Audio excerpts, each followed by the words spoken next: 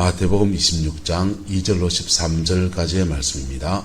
너희가 아는 바와 같이 이틀이 지나면 유월절이라 인자가 십자가에 못 박히기 위하여 팔리리라 하시더라. 그때 대제사장들과 백성의 장로들이 가야바라 하는 대제사장의 관정에 모여 예수를 흉계로 잡아 죽이려고 의논하되 말하기를 밀란이 날까 하노니 명절에는 하지 말자 하더라. 예수께서 베다니 나병 환자 시몬의 집에 계실 때에 한 여자가 매우 귀한 향유 한 옥합을 가지고 나와서 식사하는 예수의 머리에 부으니 제자들이 보고 분개하여 이르되 무슨 의도로 이것을 허비하느냐. 이것을 비싼 값에 팔아 가난한 자들에게 줄 수 있었겠도다 하거늘 예수께서 아시고 그들에게 이르시되 너희가 어찌하여 이 여자를 괴롭게 하느냐. 그가 내게 좋은 일을 하였느니라. 가난한 자들은 항상 너희와 함께 있거니와 나는 항상 함께 있지 아니하리라. 이 여자가 내 몸에 이 향유를 부은 것은 내 장례를 위하여 함이니라. 내가 진실로 너희에게 이르노니 온 천하에 어디서든지 이 복음이 전파되는 곳에서는 이 여자가 행한 일도 말하여 그를 기억하리라 하시니라. 아멘. 유월절 엿새 전에 예수께서 베다니에 가셨다. 그곳은 예수께서 죽은 사람 가운데 살리신 나사로가 사는 곳이다.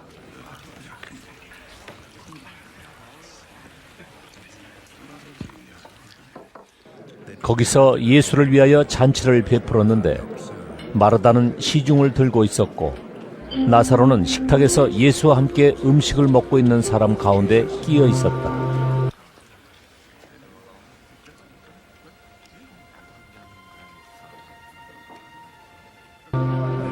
그때 마리아가 매우 값진 순나드 향유 한 건을 가져다가 예수의 발에 붓고 자기 머리털로 그 발을 닦았다. 온 집안에 향유 냄새가 가득 찼다.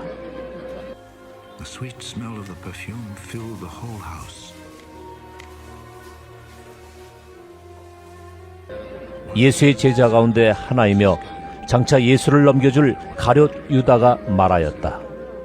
이 향유를 300데나리온에 팔아서 가난한 사람들에게 주지 않고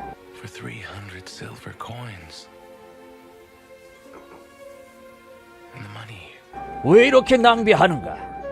그가 이렇게 말한 것은 가난한 사람을 생각해서가 아니다. 그는 도둑이어서 돈자루를 맡아가지고 있으면서 거기에 든 것을 훔쳐내곤 하였기 때문이다. 예수께서 말씀하셨다. 그대로 두어라. 그는 나의 장사날에 쓰려고 간직한 것을 쓴 것이다. 가난한 사람들은 언제나 너희와 함께 있지만 나는 언제나 너희와 함께 있는 것이 아니다.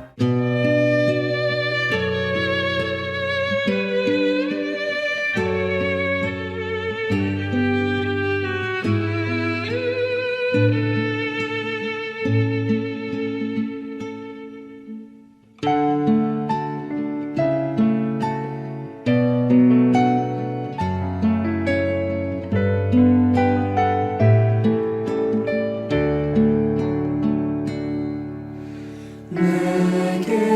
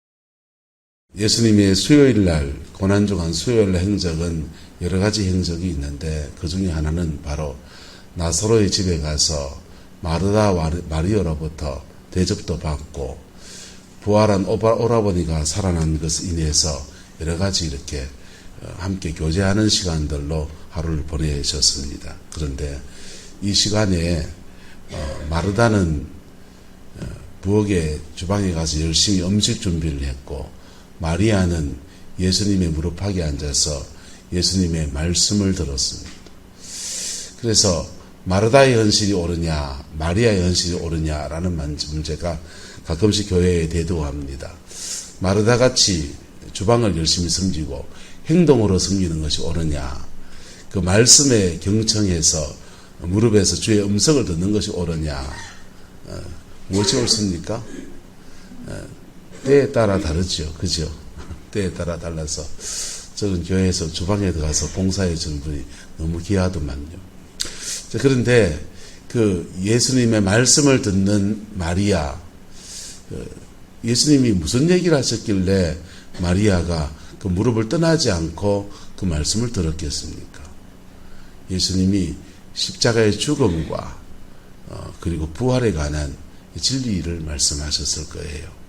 그래서 너무나 심각한 얘기를 들었기 때문에 그 무릎을 떠날 수 없었던 겁니다.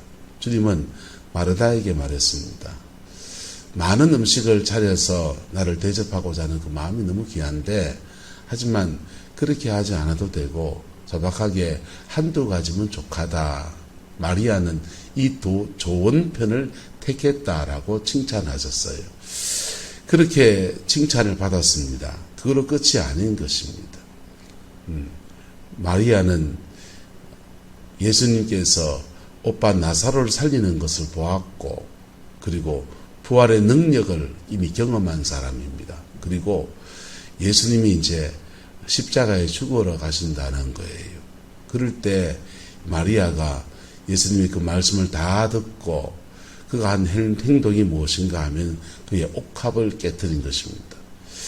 이스라엘 여인들은 결혼을 앞두고서 결혼 준비하는 그런 물품이 있는데 바로 이 옥합이에요. 우리나라는 전통적으로 결혼을 할 때 남자가 뭘 준비하고요? 집을 준비하고 여자가 뭘 준비합니까? 혼수라고 해서 이제 그 집안의 살림살이들을 준비하는 게 여자들이 하는 일이었지 않습니까? 그래서 옛날에는 딸이 태어나면 마당에 오동나무를 심어가지고 그 오동나무로 이제 나중에 결혼할 때 시집 보낼 때 그거 배에다가 장롱 만들어서 그렇게 보내주는 게 이제 그게 결혼의 풍습이었는데 요즘은 집값이 너무 비싸다 보니까 상상을 초월할 수 없을 정도 비싸다 보니까 이제 결혼 풍속도 이렇게 많이 바뀌었지요.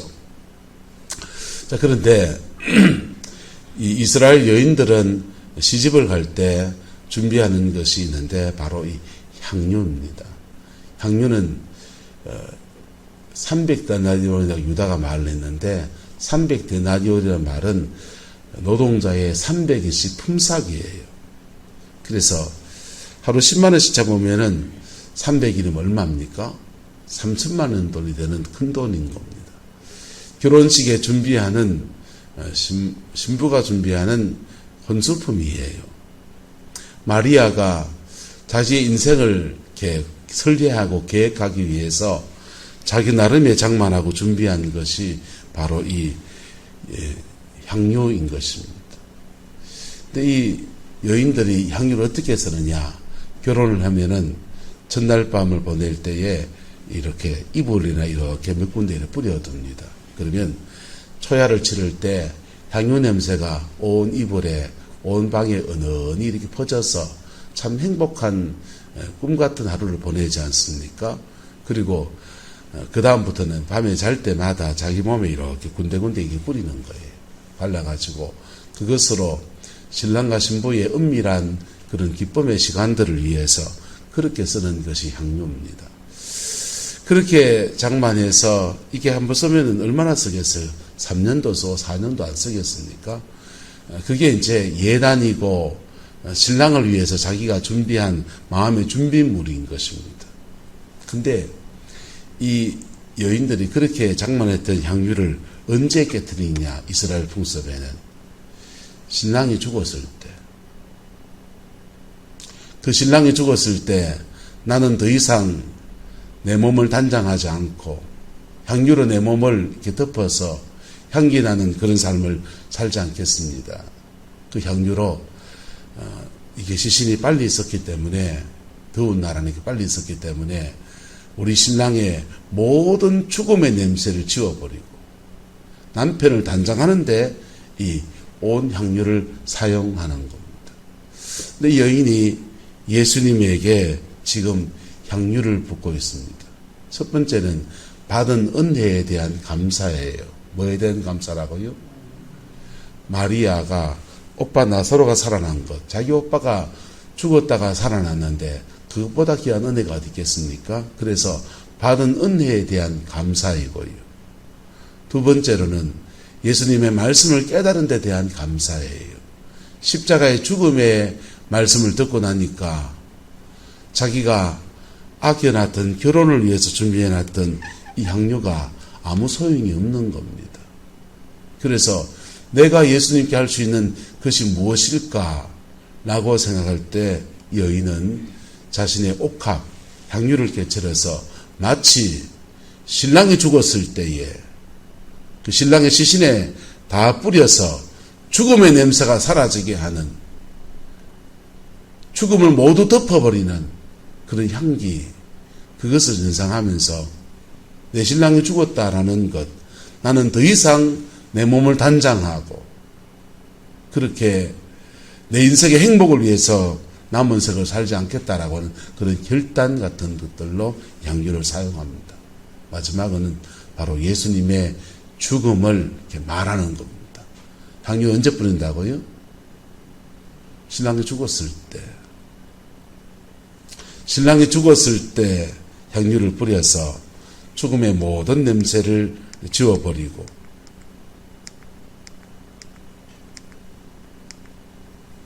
내 장례를 위함이다 그랬잖아요.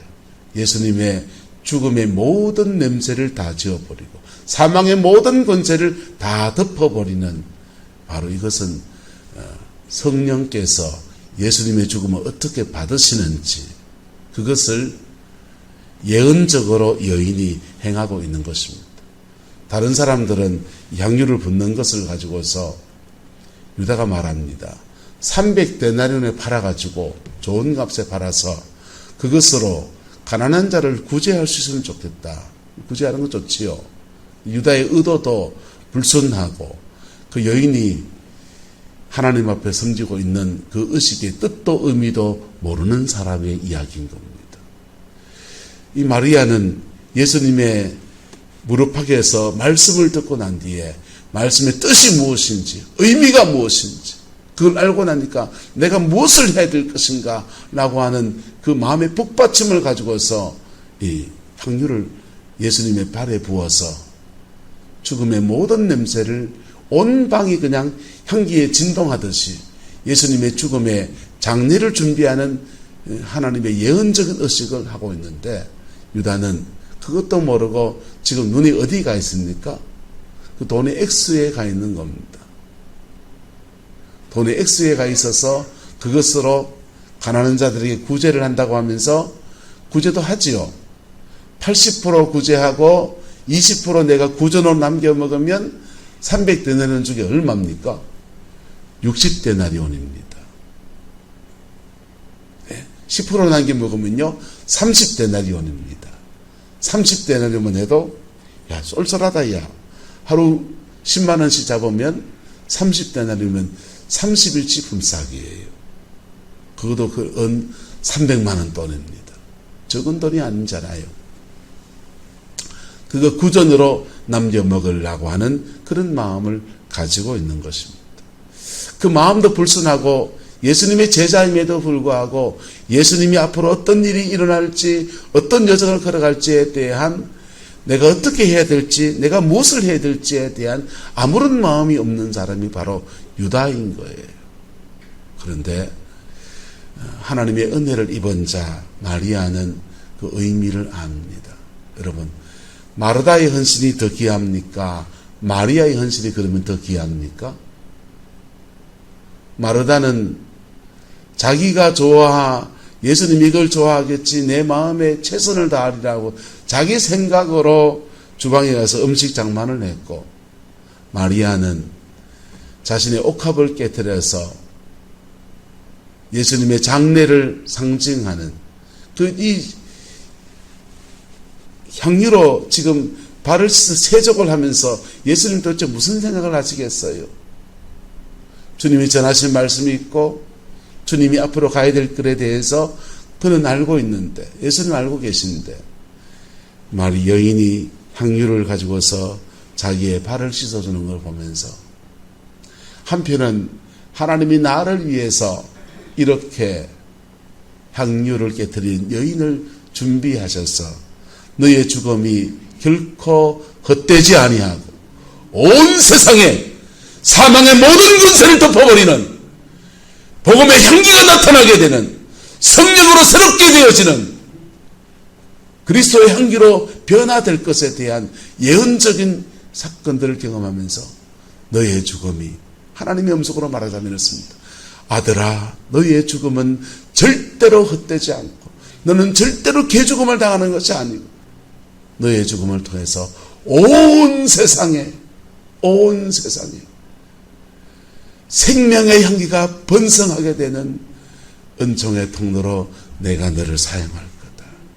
그걸 위해서 오늘 나는 이 한 여인을 준비했고, 네가 전하는 말을, 네가 가는 그 길을 아무도 모르고 제자들도 깨닫지 못하고, 너희의 제자들 가운데서 어떤 제자는 3번 부인하고 도망갈 거고, 너희의 제자 가운데 어떤 제자는 빨가벗고 있다가 그냥 자다가 일어나가지고 그도 벗은 척 발가벗고 그냥 도망가는 자도 될 거고, 너희의 제자 가운데서 너를 팔아치워서 그냥 그 죄책감에 목매어 죽는 자도 일어나고 그럴 수 있지만은, 그러나 너는 그 길을 걸어갈 때 내가 너를 받아서 죽음의 모든 냄새를 성령의 생명력으로 덮어서 너는 부활의 생명으로 서게 될 것이고, 너를 통해서 온 세상과 열방 가운데서 모든 사람 가운데서 사망 권세를 이기고 죄의 모든 눌림들을 제거하는 영광의 통로로 사용할 거다. 하나의 의식 안에 예수님의 마음속에서는 수많은 만감이 교차하고 있는 것입니다. 그래서 주님은 한마디로 여인의 말을 말합니다. 이 여자가 내 몸에 이 향유를 부은 것은 내 장례를 준비함이라. 예수님의 장례를 준비함이라. 그리고 이 사건이 내가 진실로 너희에게 이르노니 온 천하에 어디서든지 이 복음이, 예수님의 복음이 전파되는 곳에서는 이 여자가 행한 일도 말하여 그를 못하리라, 기억하리라. 할렐루야. 여인의 행동이 예언적인 행동이기 때문에 교회에서는 이 마리아의 헌신, 옥합을 깨뜨리는 것을 가지고서 가끔씩 교회에 정말 큰일이 있을 때 그때 큰 계획을, 결혼 자금들을 깨뜨린 형제들이 이야기가 되고, 때로는 자기의 전 재산 가산을 털어서 예배당을 지은 어떤 장로님이나 권사님이 얘기가 되기도 하고 합니다. 여러분, 물론 하나님께 드렸다는 측면에서, 전부를 드렸다는 측면에서 말하면 그런 의미도 있어요. 그러나 이 안에 담긴 진짜 의미는 죽음과 부활과 생명에 관한 이야기입니다. 할렐루야. 여러분, 예수님의 죽음 앞에 우리는 무엇을 하겠습니까? 이 마리아는 예수님의 죽음 앞에 자기의 옥합을 깨뜨리는 것으로 헌신을 합니다. 저와 여러분들은 예수님의 죽음이라는 이 중차대한 사건 앞에 무엇으로 나아가겠습니까? 예? 어떤 사람은 예수님의 죽음 앞에 나의 죄를 고백하는 것으로 나가야 합니다. 할렐루야. 그게 예수님의 죽음의 의미를 헛되지 않게 하는 내 인생에 이루어지는 축복의 역사예요. 어떤 사람은요, 예수님의 죽음 앞에 예수님도 자기를 찌르는 자들을 위해서도 주여 저들의 죄를 사하여 주옵소서 그랬는데 나는 이 고난의 주간 동안에 내게 상처 준 사람도 용서하겠습니다. 이렇게 나가야 합니다. 또 어떤 사람은요, 하나님 나라 복음을 위해서 마리아처럼 이 복음이 온 세상에 전파되어지는데 이 일이 정말 필요한 일이기 때문에 나는 내 재산 중에서 가장 소중한 부분을 떼서 하나님께 이렇게 올려드리겠습니다. 그런 것도 필요할 것입니다. 할렐루야. 여러분, 각자에게 하나님이 적용해 주는 점은 다 달라요. 그러나 분명한 것은 하나님은 중심으로 나아가는 그 모든 일들을 받으신다는 것입니다. 받으실 때 하나님이 받으신다고 할 때는요, 따라합시다. 갚으심이 옵니다. 하나님이 우리의 어떤 헌신을 받으신다고 할 때는 그 헌신에는 하나님으로부터 갚으심이 오는 거예요. 그것을 심고 거두는 원리라고 말을 하지요. 그런데 하나를 심었으면 하나를 거두어야 되잖아요. 그런데 하나님 나라의 법칙은 달라요. 하나를 심었는데 옥토의 중심으로 심어진 것은 어떻게 거둡니까? 30배, 60배, 100배로 거두는 겁니다. 마리아의 인생에 하나님이 전혀 다른 만남의 축복과 전혀 다른 은혜와 이런 것들을 허락하셨을 거예요. 포항공대에 다니는 한 청년이 인터콥에서 은혜를 받았습니다. 그리고 대학을 졸업하고는 산업체에 취직을 안 하고 인터콥 선교사가 됐습니다. 포항공대가 포항 땅에서 공부를 잘하는 애들이 모인 데잖아요. 그래서 이 친구가 대학교 1학년 때부터 고등학생들 가해를 해가지고 대학교 다니는 동안에 돈을 모았는데 아파트 한 채를 살 돈을 모았습니다. 그래서 아파트를 한 채 샀어요. 자기는 자기대로 그것으로 뭐 하려고요? 인생을 살 기반을 잡으려고. 장가갈 미천이 되든지 어쨌든 아파트를 한 채 샀습니다. 근데 은혜를 너무 많이 받은 겁니다. 은혜는 좀 적당히 받아야 되죠. 그죠? 한차정 의사님. 예. 기도원이나 은혜 받은 집회 갈 때는 주머니에 돈 좀 다 놔두고 왔다 갔다 차비하고 딱 헌금할 돈 계산해가지고 그것만 딱 들고 가야지. 잘못 들고 가다가는 다 틀리는 수가 있잖아요. 이 친구가 은혜를 너무 많이 받은 겁니다. 그래서 자기의 인생을 들여서 선교사가 되기로 했습니다. 교단에서 파송하는 선교사는 신학교 동료 선배 후배들 통해서 선교 모금을 합니다. 그런데 인터콥 같은 선교단체 파송을 받는 친구들은 모금할 루트가 후원을 받을 루트가 마땅치가 않아요. 제가 알기로는 제자 한 명도 인터콥 통해서 지금 우즈벡에 가 있는데 이 후원 루트가 마땅치 않습니다. 그러다 보니까 이제 주로 이제 가족들이 이제 돈 되느라고 정신이 없는 경우들이 많아요. 이 친구도 선교 후원을 받을 루트가 마땅치 않습니다. 근데 돈이 있습니까? 없습니까? 뭐가 있습니까? 아파트 한 채. 그 아파트 한 채를 다 팔아가지고 그 돈으로 스스로 자기를 파송할. 그렇게 해서 선교지 나가 있습니다. 선교지 나가 있는데 나갔다가 국내에 들어와서 또 여기저기 선교 보고도 해야 되고 그리고 모금도 하러 다녀야 되고 그러면 자기도 오면은 자야 되고 먹어야 되고 뭐 이렇게 가족이 있으면 가족끼리 자녀들끼리 보낼 수 있는 집이 필요한 겁니다. 선교사들이 어떠냐 하면요. 오늘은 처갓집에 다음 주는 눈치 보이니까 시댁에 그 다음 주는 뭐 어느 선교관에 눈치 보이니까 메뚜기처럼 막 뛰어다녀요. 효자의 안영건 목사님이 대성에 빌라 한 채를 얻어서 선교관을 통째로 하나 열어놨어요. 그래서 선교사님이 오면은 저도 우리 아는 사람 있으면 소개도 해주고 해서 거기 가는데요. 얼마나 고마워하는지 몰라요. 근데 대부분 그렇게 여기 갔다가 저기 갔다가 막 그러거든요. 그런 상황인데 이 선교사님은 이상합니다. 한국에 들어오실 때마다 아이고 어느 대학 교수님께서 안식년 맞아서 가족들이 미국에 있다가 미국을 가서 집이 통째로 비었는데 선교사님 와서 이 집 마음껏 사용하십시오.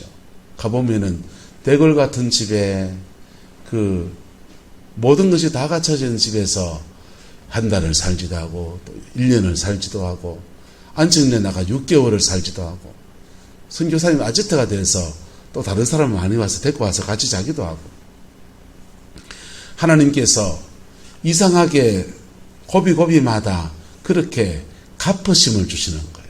뭘 주신다고요? 갚으심을.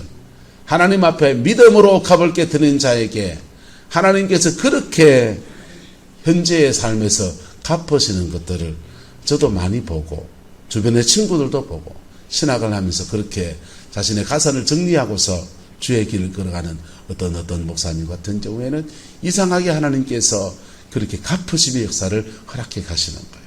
근데 이 갚으심의 역사는 따라합시다. 세대를 넘어갑니다. 갚으심의 역사는 세대를 넘어간다고요. 교회에서 하나님을 정말 중심으로 섬긴 사람들의 인생, 자신의 옥합을 깨뜨리듯이 인생을 들여서 주를 섬긴 사람들이요. 목회를 하면 우리는 목사 세계는 훤해요. 죄송합니다. 장로님이나 권사님의 자제분들은 어떻게 되는지는 우리 교인들 중심으로 잘 몰라요. 그런데 목사 세계는요. 제 동기, 한 해 위에 선배, 한 해 밑에 후배까지는 같이 공부를 했거든요. 그래서 가 요즘 어때 지내노? 이러면은 그냥 막 사방통이 그냥 확 돌아다녀요. 그런데 속되게 하지 말해봅시다. 내보다 설교도 별로 못하는 것 같고 내보다 기도도 별로 안 하는 것 같은데도 이상하게 잘 풀린 애들이 있어요. 그런 애들 특징이 뭐냐? 윗대에서 하나님 앞에 많이 심은 사람들, 윗대에서 하나님 앞에 믿음의 기도를 올려드린 분들, 교회에 어떤 분은 목사님의 자녀여서 자동적으로 목사님으로 인생을 완전히 들여서 그렇게 가신 분도 있고, 어떤 분은 장로님의 자제분이신데 그렇게 주를 섬겨간 여정 안에서 그렇게 한 대, 두 대, 3대, 4대 그렇게 하나님 섬기고 신앙생활 바로 했더니 하나님께서 축복의 역사를 허락하시는 거예요. 아브라함의 축복이 이삭에게 이어지고, 이삭의 축복이 야곱에게 이어지고, 야곱의 축복이 요셉에게 이어졌을 때 요셉은 세상 앞에서 애굽의 총리가 되어서 한 시대를 살리는 사람도 되고, 자기 가족을, 모든 자기 민족을 위경에서 건져서 기근의 때에서 건져서 해결하는 그런 은총의 통로도 되는 그런 사람으로 쓰임받고, 요셉 그도 그의 믿음의 후계들에게 유산을 넘겨주는데 에브라임과 머나세에게 두 분깃의 분깃을 넘겨주는 장자의 축복을 그렇게 받는 거예요. 여러분, 여인의 헌신 안에서 하나님이 여인에게 어떻게 갚았을지 몰라요. 만약에 하나님 앞에 사역자가 됐다면 영성에 충만한 그런 사역자의 길로 인도하셨을 때고, 아니면 또는 평범한 한 여인으로 살아갔다면 아마 좋은 신랑을 만나는 복을 줘서 신랑집에서 향유를 능가하는 혼수품, 부족한 모든 혼수를 다 채우는 역사를 허락해 주셨을 수도 있고, 어쨌든 하나님은 하나님의 방법으로 그렇게 갚으시는 거예요. 그 역사가 저와 여러분의 인생과 삶의 자리 안에서 특별히 오늘 고난주간을 보내면서 내 영혼의 향유가 뭘까? 내 영혼의 옥합이 무엇일까? 하나님 앞에 나를 깨트리며 나가는 그 은혜의 시간 되기를 그리스도의 이름으로 축복합니다. 기도하겠습니다. 좋으신 아버지 하나님, 옥합을 깨트린 한 여인의 모습을 보면서 나는 하나님 앞에 무엇인가 생각하여 봅니다. 나의 죄된 것, 나의 상처난 것, 이거 하나도 자존심 때문에 하나님 앞에 깨트리지 못하고, 완악한 나의 자아로 가지고서 살아가는 내 모습도 우리에게 있습니다. 주님, 깨어지기를 소망합니다. 깨어지기를 소망합니다. 그래서 십자가 밑에 다 죽어버리고 새 인생을 사는 은혜가 있게 축복하여 주시고, 또한 주님이 원하시는 때에 주님의 나라를 위해서 내 인생의 옥합을 깨트리는 헌신의 삶도 살아낼 수 있도록 은혜를 베풀어 주옵소서. 여호와께서 한없는 자비와 은혜로 갚아 주시기를 원하며, 또한 지금까지 주께 헌신하고 하나님 앞에 믿음으로 심어온 모든 것들에 대해서 하나님이 갚아 주셔서 몸도 치유하여 주시고, 갚아 주셔서 우리의 자녀들에게 복을 내려 주시고, 갚아 주셔서 막힌 길을 열어 주셔서 30배, 60배, 100배로 내 인생에, 우리의 자녀들의 인생에 채우시고 도우시는 아름다운 역사 보게 하옵소서. 여호와께서 한없는 자비를 허락해 주시기를 원하오며 예수님의 이름으로 축복하며 기도드리옵나이다. 아멘.